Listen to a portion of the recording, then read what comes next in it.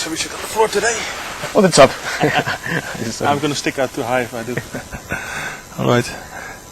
So, maybe before we start, I got a quick surprise actually. As you were chatting with Rex, an email came in from somebody we quite know well, Marco. Ah, he was sure. Yeah, and he said it was cold and miserable in London, and he was missing the bush and all of us, which also means all of you, of course. And he wanted me specifically to thank everybody that made videos of him, and he really appreciated that, and he likes watching them. So he wants to thank all of you for it. And well, he's watching, so hello, Marco. Hello, Marco. How's it going? It is bizarre. We did say that Marco will pop in sometimes and say hello. So I think the Fireside Chat certainly was a place that. Yeah, so much has happened. It's been. Yeah, it's been. I don't know. Yeah, no, it gets like that. I think it's two and a half or something like that. Yeah. So actually, yeah, the Fireside Chat today, but oftentimes I just forget what day of the week it is. But that's a good thing, I guess. Yeah, it's been quite a week, and I guess what stands out animal-wise is the lion sighting that you guys just discussed here. I was on the deck of the Jika, and for me it was a first being inside the light and still feeling quite safe. Partly because I didn't feel any threat, and of course also the other part is that I trust Pieter to use his judgment, not to get me into danger. No, but it was quite amazing. Like you said, we were in the middle. We had at one stage the male and the females there, and we had literally lines around, which was quite cool. Fascinating.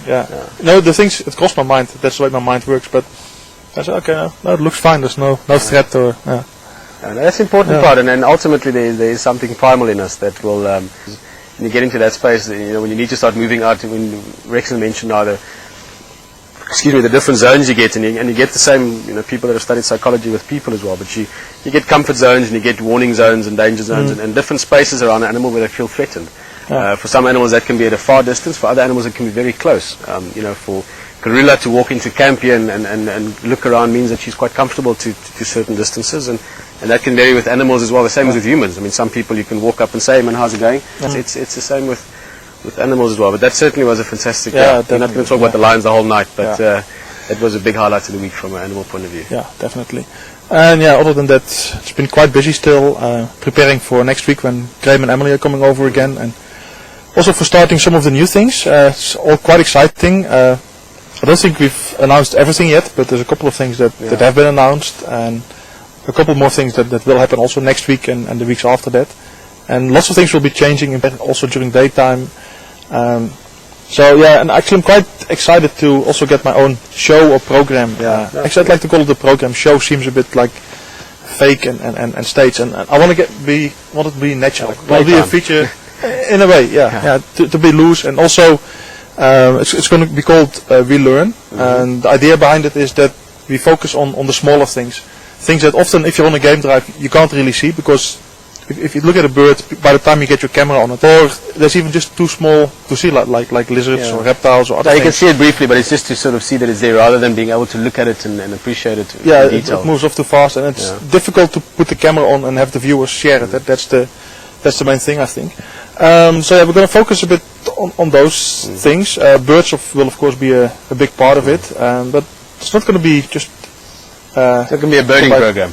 No, not just a birding program. It's going to be all kind of things, and how it's going to develop is actually still open. But one of the nice things also is we want to develop it in line with the viewers, getting feedback from the viewers, seeing what they like, and together grow into a certain format of doing things. And that's actually going to be quite exciting. I've done presentations before, but always to a live audience like we have here. That's maybe not the right word, but an audience I could clearly see and look in eye and interact with. So this is going to be quite new. There's going to be lots of people there on the other side, but I know they're there, but I'm not going to see them directly. So that's going to take some. To that, it's a nice challenge, but it's going to be different. In a way, you're talking to one eye rather than a whole room of eyes. And also to people that to some extent or another know you. Already you've been here a while, and we're not going to go into the whole thing of it, but it's I'm certainly, and I've said so before, interested to see what comes out of it, just from a learning point of view. Just I've seen the way you approach things, and I'm sure all of you have noticed also just on the drive the different inserts and some of the words that are popping up, and Pete's really been doing a lot of things on a lot of different that point of view. But so I'm looking forward to seeing what you're doing with that as well, because you're mixing in a whole lot of nice aspects into it. and of course still running live, so there's still the possibility of the bird you're talking about landing at the waterhole while you're doing it. Yeah, so, that would be something. So I mean, there's a grey lurry today, and it's suddenly, and it's nice what that'll create as well in camp even. We'll start talking a bit more about whatever things you're looking at and so on. So it's just any awareness that makes you look around more and pay more attention and enjoy more is a cool thing. So tomorrow is the first one, huh? Yeah. Eventually we're looking to have it, let's say, on a more frequent level, but we're going to start with 2 or 3 times a week. Yeah.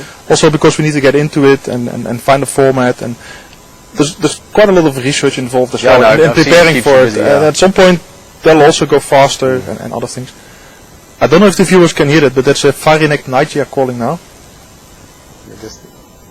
It's probably too soft. There was one at the waterhole earlier as well. I hope you guys could hear it, because we mentioned it yesterday. I lost my train of thought a little bit. Fiery-necked nightjar and lurries. Yeah, so we're going to focus on there's a lot of things, and some programs at some point maybe might also go a little bit into a scientific sense. It's going to be quite light, but I'm more fascinated by little things like how can a gecko walk upside down on a ceiling and things like that. And actually the facts behind it are quite fascinating. So also we might do specials at some point focusing on things like that. But in general it will be like you might ask, how did the gecko come to have a ceiling? Yeah, like that. Yeah, that might also be a question that comes in. So definitely, and just having gotten to know you more as well, and I know you guys are also getting to know Pete more, but I'm certain it's going to be interesting just with how you approach it and the interest you have. So yeah, it's going to be interesting. Yeah, we'll see. Nice one. And otherwise, sorry, I'm just looking at you, and you're looking more bushified every time we sit around the fire. Yeah. It's still nice to see you enjoying it, and it's already been noticing what's going on. It's very cool. Yeah. Cool. So tomorrow's the first lurries one. And tomorrow it's not specifically about a bird, but it's going to be more about how to identify a bird. There's a couple of things that you can. I don't want to go into too much because then I don't have to do the show. But it's how you look at a bird and how you can learn to identify it, even if you can see the whole bird and all its colors and other things for 4 or 5 minutes, because that's typically. But with time and experience, you get to know what to look for and get some knowledge, and then you can already, maybe not to species level, but you can at least find out what kind of bird it is. And so I'm going to speak a little bit about that, and then I'm going to use a couple of birds as example of how you can recognize certain features of birds. Tomorrow the birds I'm going to use as examples are bateleur, which is a big bird of prey, the grey lory or go-away bird. Rexon spoke a bit about that one in the drive already today. Fourth one is you did say that quite nicely, the lilac-breasted roller. Just with your, sorry, I'm not taking a dig. I'm just saying with your accent, it sounds awesome. Oh, okay, cool. And the Cape turtle dove. All these animals you can see on drives and at the waterhole, so they're quite common and also quite different. So it will be nice to point out some differences between them. So I've not completely finished my preparations yet, so I'm going to work on that after the fireside chat again. But I'm looking forward to tomorrow and just seeing how it goes. Good, that's become a big part of the tradition. Wait for that. You said just now, and I'm maybe talking too long. We're going to get Herman in just now, but when we sat down, he said that the days start merging into each other, and it really is. It's not uncommon for me to realize sometimes towards sunset only that I've got the day wrong by 1 or 2. But Sunday certainly always, at least now we know it's Sunday because we come and sit around the fire, and we also know for a fact that we can have coals later on. So it is also a nice tradition, both in having you here with us, but also just for camp. It's and we're gonna talk a little bit with everyone, and then and also just talk a little bit more. Yeah, we'll talk about your presentation. All right, cool. Nice one, man. Herman, I'm sure, is on his way out here. Pick up some of your water. I brought water here for you, but I drank mine way faster. Grab some of it's quite dry today. Yeah, no, that's the other thing as well. Summer has certainly arrived. It's getting warmer every day. All right, I'll hand over the mic to Herman. The mic.